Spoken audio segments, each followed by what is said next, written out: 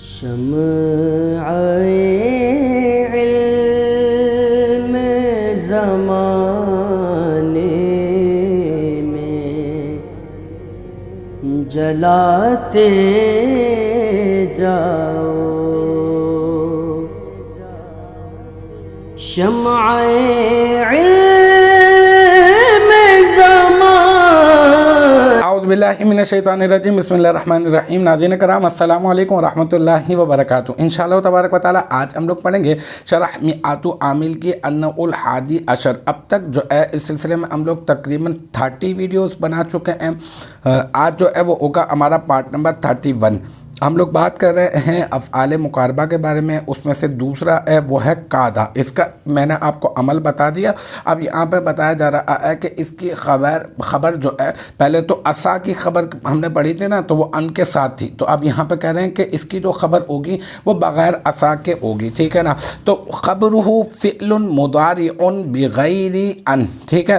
اب بہت آسان ہے عبارت نا، خبرو اس کو تو آپ بنا دیں مضاف، اور ہو ضمیر مضاف الیہ، اور یہ راجے بسوئے قادہ، ٹھیک ہے، مضاف الیہ۔ پھر مضاف اپنے مضاف الیہ سے مل کر یہ واحد مذکر غائب کی جو ہے وہ ضمیر ہے، یہ مضاف الیہ بن رہی ہے، مجرور ہے نا۔ پھر مضاف اپنے مضاف الیہ سے مل کر مرکب اضافی ہو کر یہ بن جائے گا مبتدا، اور پھر فعل یہ بن جائے گا موصوف۔ پھر مضارع صیغہ واحد مذکر اس میں فاعل، اس میں ہوا ضمیر مرفوع متصل مستتر راجع بسوئے موصوف، فعل اس کا فاعل۔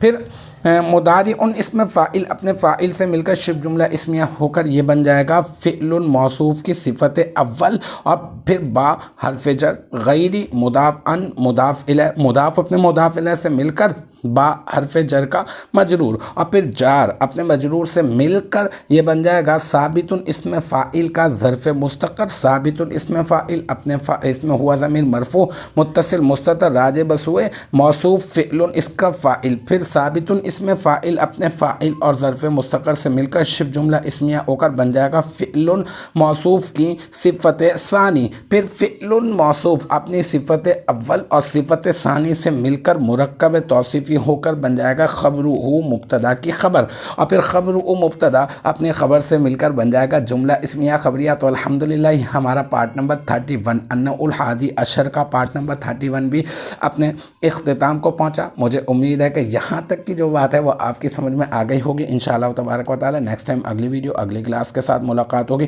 جب تک آپ اپنا بہت خیال رکھیے گا۔ وآخر دعوانا ان الحمدللہ رب العالمین۔